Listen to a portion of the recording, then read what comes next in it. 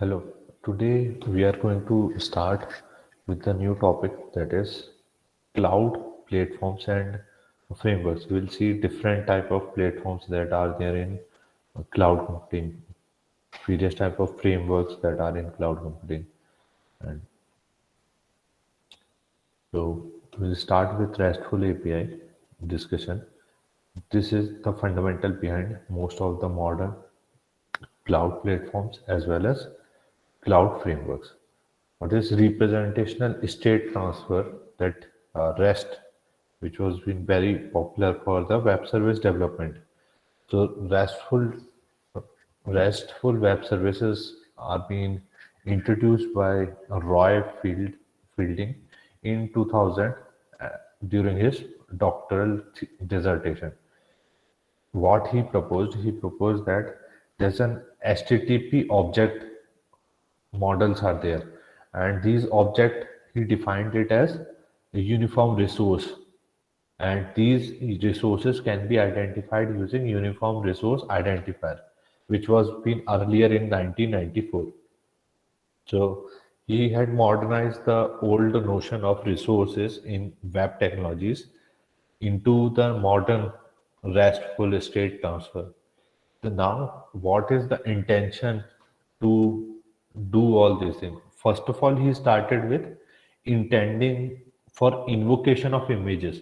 He started that image is a kind of resource. For example, in Facebook nowadays, so all the images is a kind of resource. So Fielding Roy had started that these images could be accessed on web, and these images are example of web resources. In the virtual state machine means there is state transfer could be there, then there's so that the user can progress through by different clicks, means they can click and do the and selection of some resources, some identifier, they can move to another resource, means to the another image or another video or anything else. So it requires what type of operation we studied in service oriented architecture, that there are various operations that you can define, but here in the RESTful there are some fixed set of operations. First one is get, another one is post, that could be used for the state transfer transitions. Then it resulted in when we click the particular option, we'll get to the next resource representation, and that is next image that you'll get or next video you'll get. So this is how state transfer could be there to the end user. If you are a Facebook client user, then in www, web resources are simple files or documents, images, videos, whatever you see on the URL. These are simply web resources.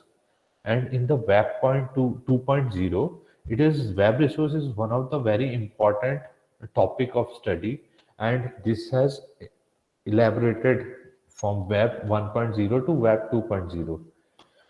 Then it's a generic and abstract way of entity calling, means there's some named identifiers are there, addresses are there, there are various type of things that could be defined in the URI or URL, whatever you want to say, it's fine. Then request could be there for a resource URI, and then what happens after that, there will be response will be transferred to you as a client, and the payload format will come to you in many ways, and that payload could be of HTML, XML, JSON, or some other format. So these are the various ways you can get the payload transfer. Then response given alternate resource state. So there are various ways to transfer from one resource to another. Then it provides various hypertext links, and you can have alternate related resources to work out. Then REST is a software architecture style which actually have some constraints over the uh, web services, like they uses web services in terms of resources. So it's one of the restricted form of web service development. with some fixed operations being defined earlier. Then you have web services which could have RESTful architectures style, like RESTful web services could be there. They could have interoperability between computer system or machines over the internet. It's same like what we studied for the web services. Now, RESTful web services basically allows representing system such that it will help you to access and manipulate textual representation. When there is some textual representation, you'll also have some links, and that links drive you towards a web resource like image or video. Then it's basically uniform throughout the transitions. So it's very predefined states that are being set, and there could be stateless operation, means you can go to five different operations. So it's some things are predefined and some state transfer is undefined. So you can choose any path to move forward. This stateless protocol and standard operation is the theory behind this. Means stateless means there's no fixed state where you want to move. You may move to image one, you may move to image two, you may move to image three, because they all are listed on the same page. So it is not fixed with state transferring. Then there are some standard operation. That's what we were discussing in web services. Whatever we studied earlier in that SOAP-based web services, there are many number of operations that are you can define by yourself. But in the RESTful, you have to go with fixed set of operations, limited set of operations. Like in case of HTTP method could be there, like get, head, post, put, patch, delete, connect, options, trace. These are predefined HTTP methods for the REST APIs. So you have to choose out of these operations. They have different meaning and different purposes. Then this will help you do the reusing of the component. So reverse engineering or reusing of engineering could be done very efficiently. So the maintenance and evolution of a system could be easier.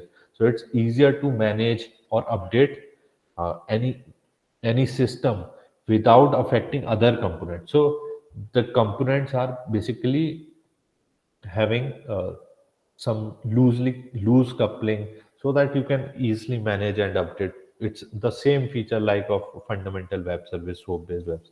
So there's so that's what we were discussing. RESTful web services something different from soap based web services.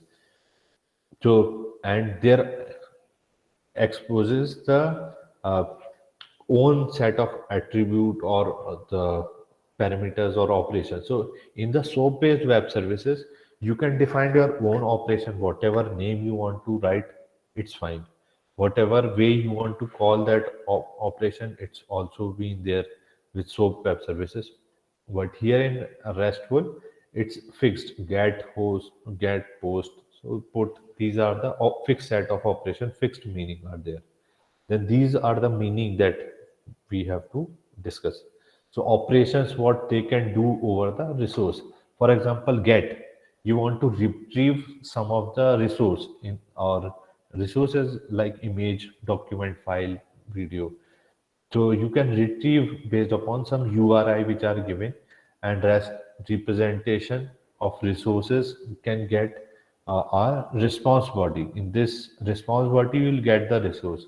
Then you can post, means you can post something tweets, you can post something videos or some images. So you can create that resources on Facebook or on the Twitter or LinkedIn. So that resource you can create and do the how you can create, you write in the request body, means there is a text box given to you. So you just write that, upload some image, video, and then just post it. So it will create what? It will create a uniform resource identifier, URI, for your image that you had posted. So this URI is automatically being created by Facebook system, and it will return you to the as a response that this is the location, that this is the URI which has been created. So it's give you the location header field.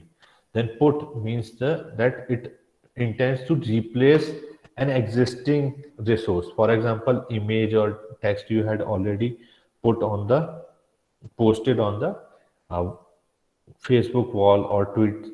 So you want to edit it. So how you can edit it with the put?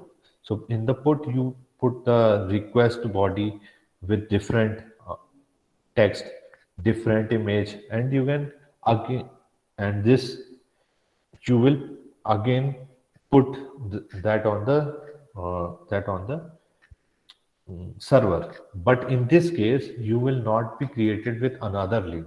So the old link will stay there, and only the text will be edited and image would be edited. Then patch means update all the representation of the resources of resource using instruction in the request body, or may create the resource if it does not exist. So what is patch? Patch means it updates, means it changes whatever be there in the request, whatever be there in the previous resource according to the request body. Whatever you had written in the request body, it will be updated, and it may create a resource if the resource is not been having any URI. So it again creates some resource. It's possible with patch if it does not exist. Then delete is a simple operation. You just delete the post or tweet, and that means you just delete the resource. Then web oriented architecture is one of the way you can see the modern web technologies. Here what is happening in the software architecture, there are various type of software architecture, like we study service oriented architecture. So there's also web oriented architecture, WOA. So it basically extends SOA, and it's like a web. WOA is like web application, web-based application, and its site. So this social website and personal website could be created. What is social website? Like Facebook account or Twitter account. Personal website you can create on Google, Wix, and all these website creation sites are there. So WOA is defined as sum of integration of service-oriented architecture, World Wide Web, cold form, and RESTful as well. So all the mixture could be a WOA, and this a core of a web protocol could be used to communicate. It's simple like HTTP or HTTPS, or plain XML could be used for communication, and web fundamental web protocol could be used. Only real difference between uh, SOA and WOA. So what does this say? There's a difference between WOA and SOA. So SOA needs WSDL based descriptive language, XML text is required, or some is specific kind of interfacing is being required in service oriented architecture. But in this WOA web oriented architecture, you can simply use any HTML, HTTPS, or plain text. So WOA would be something more restrictive as compared to the SOA. So SOA you had have a fundamentally you have to design a whole web service, and you can manage and change the operations and interfaces. Then in the WOA web oriented architecture, it basically promotes RESTful web services, and this is the means over the HTTP, uh, means this whole web services world is being promoted with some RESTful web services. Then enterprise WOA is basically sub-style of enterprise SOA, means WOA is a larger thing, but it contains something inside it as SOA, and you can have seen it's a new way of creating a service-oriented architecture. Then resource-oriented architecture, ROA. So there could be many names like this: X-oriented architecture, something-oriented architecture. Similarly, this resource-oriented architecture was also being defined, which actually promotes design and development of inter-networked software with some resources enabled by RESTful interface. So RESTful interface basically contains this in RESTful interface is inside the resource-oriented architecture. So this is how these two different software are interconnected through some RESTful interface, and that is the resource-oriented architecture.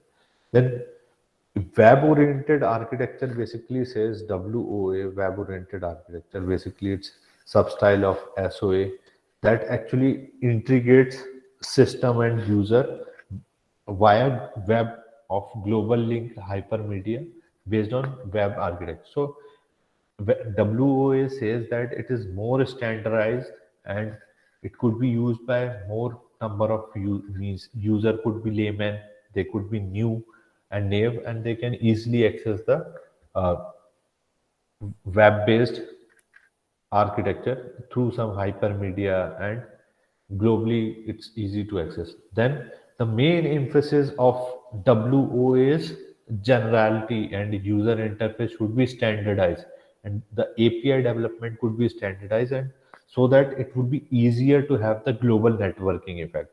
So what is the five fundamental things that are being uh, promoted by web oriented architecture is that identification of resource, there has to be a link or there has to be identifier for each resources, document or image or any video. Then manipulation of the resource through representations, means there could be transfer of from one resource to another resource in the web page. So that is web resource transferring from one resource to another. Then self-descriptive message, means the whole link that you see in the URL, they have to be self-descriptive, means they have to use proper naming for their operations or something. So there have to be self-descriptive message. Then the hypermedia as an engine of application state. What does this mean? There has to be engine, means server would contains like Apache Tomcat server or Glassfish servers. They must contain some hypermedia engine which could resolve some domain and that state transfer inside that application. So you can have state transfer in that application, and that could be done with some engine that can resolve domain name. And there's application neutrality, means any application, whatever, means iOS or Android app or normal browser on the desktop, so they are able to use those web resources, access those web resources. That is application neutrality. Thanks. In the next part, we'll discuss IaaS and hybrid cloud.